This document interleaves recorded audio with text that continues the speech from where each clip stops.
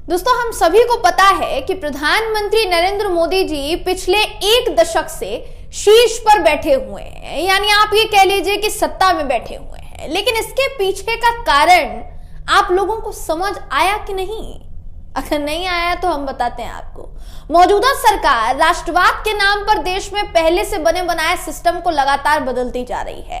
फिर उससे किसी का कितना ही नुकसान क्यों ना हो, सरकार को फर्क नहीं पड़ता। पक्षपात करते और बाकी की चीजें करते हमारे देश की सरकार को जाना जाता है। ये जितने भी फैसले लिए जाते हैं सरकार की तरफ से सही साबित करने में लगी रहती है सरकार। एक ऐसे ही फैसले की वजह से देश में ट्रक ड्राइवर्स हड़ताल पर उतर आए हैं। उनका कहना है कि सरकार जो 3 नए आईपीसी और सीआरपीसी के कानून लेकर आई है, वो कानून ड्राइवर्स की जान निकाल देगा। क्योंकि नए कानून के हिसाब से किसी भी ट्रक ड्राइवर से किसी भी व्यक्ति को धक्का या ठोकर लगती है तो ड्राइवर को तत्काल 10 लाख रुपए घायल या मृत के परिवार को और ड्राइवर को 10 साल की सजा हो सकती है। ये कैसा कानून है? ड्राइवर्स कितनी ही कम सुविधा के साथ अपना जीवन यापन करते हैं, लेकिन उस सबके बीच ये कानून देश के गरीब को बस परेशानियों में उलझा कर तबाह कर देना चाहता है। दोस्तों, क्या चाह रही है सरकार, मैं आपको इस खबर में बताऊंगी। नमस्कार, मेरा नाम है जयंती झा। दोस्तों, जो नए कानून लाए गए हैं, जब कानून लाए गए तो देश के गृह मंत्री से लेकर सत्ता दल के तमाम नेताओं का कहना था कि ये नए कानून बेहतर समाज, गुलामी की सोच और लोगों को सुधारने के लिए लाया गया है, ना कि किसी को सजा देने के लिए। ऐसा ही कुछ जब 3 नए कृषि कानून लाए गए थे उस समय भी कहा गया था, याद होगा आपको। ये 3 नए कृषि कानून आपके जीवन को बदल देंगे, आपके भविष्य को उज्जवल कर देंगे, आपके भविष्य में रोशनी लाकर खड़ी कर देंगे, उजाला ला देंगे। तब किसानों ने भी कहा था कि हमें नया जीवन नहीं चाहिए, ना ही आपका कृत्रिम उजाला चाहिए, हमें तो भाई आप हमारे पुरानी दिन लौटा दो। किसान बैठ गए, लगभग 700 किसानों ने शहादत दे दी, किसानों की जीत हो गई। दोस्तों, कुछ उसी तरीके से उसी मोड़ पर ट्रक ड्राइवर्स का यह आंदोलन भी चल रहा है और सांकेतिक आंदोलन है। ट्रक ड्राइवर्स ने हड़ताल बुलाई है दोस्तों, और ये जो आंदोलन है ये आगे बढ़ा है, लेकिन देश की सरकार पर कितना फर्क पड़ेगा ये देखने वाली बात होगी। पहले बात करते हैं तीनों नए दंड संहिता के कानूनों पर और फिर बात करेंगे इस कारण होने वाले आर्थिक नुकसान पर।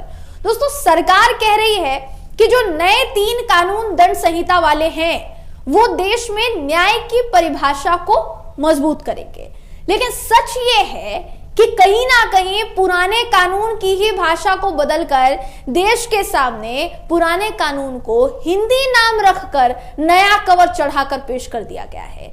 शाह जी जब कुतर्क करते नजर आए तब उन्होंने दावा किया कि नए कानून से राजद्रोह को अपराध के रूप में हटा दिया जाएगा, क्योंकि अगर अंग्रेजों की बात करेंगे, बाल गंगाधर तिलक हो गए, वल्लभ भाई पटेल हो गए, इनके जैसे स्वतंत्रता सेनानियों को कैद करने के लिए किया गया था। बेशक देखिए, जवाहरलाल नेहरू का उल्लेख वो नहीं करेंगे, बिल्कुल नहीं करेंगे। क्यों नहीं करेंगे आप जानते हैं, जिन्होंने ब्रिटिश काल की जेलों में सबसे लंबा समय बिताया था, उन जवाहरलाल नेहरू का जिक्र वो नहीं करेंगे, क्योंकि उनकी पार्टी और उसके संरक्षक राष्ट्रीय स्वयंसेवक संघ नेहरू के प्रति गहरी नफरत रखते हैं, ऐसा कहा जाता है। लेकिन नए कानून के तहत देश के खिलाफ बोलने वालों को सजा दी जाएगी, सरकार की नीतियों की आलोचना नहीं होगी, क्योंकि ये अभिव्यक्ति की आजादी का हिस्सा है, ये कहती है हमारी सरकार। दोस्तों, शाहजी राजद्रोह को एक नए कानून के तहत वापस ले आए हैं। किसी भी लोकतांत्रिक देश में देशद्रोह तभी होता है जब लोकतांत्रिक रूप से चुनी गई सरकार को उखाड़ फेंकने के लिए हिंसक तरीकों का इस्तेमाल किया जाता है। और इसका मतलब ये नहीं है कि आप देश के खिलाफ नहीं बोल सकते हैं। अगर कोई नागरिक कहता है कि भारत एक खराब देश है, भारत एक गंदा देश है, कि भारतीय लोग जातिवादी और सांप्रदायिक है, कि भारत का अतीत कई मायनों में अनुचित और अन्यायपूर्ण और अलोकतांत्रिक था, तो वो देशद्रोह नहीं रह रहा था, वो देशद्रोह नहीं कर रहा है।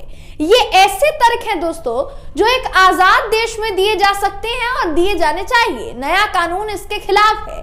यह आश्चर्य की बात नहीं है कि एक दक्षिणपंथी भाजपा सरकार अपने छोटी राष्ट्रवाद सोच के साथ इन कानूनों को लेकर आई है।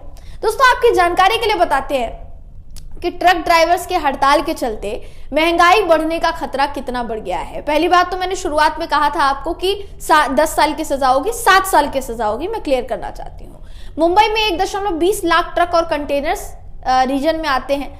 इस हड़ताल का असर महाराष्ट्र के अलावा मध्य प्रदेश, गुजरात, हिमाचल, उत्तर प्रदेश से लेकर बिहार समेत देश के कई हिस्सों में देखा जा रहा है। ट्रांसपोर्ट बॉडी के मुताबिक, ट्रांसपोर्ट बॉडी का कहना है कि एक दिन के हड़ताल से करीब 120 से 150 करोड़ के कारोबार पर असर पड़ता है।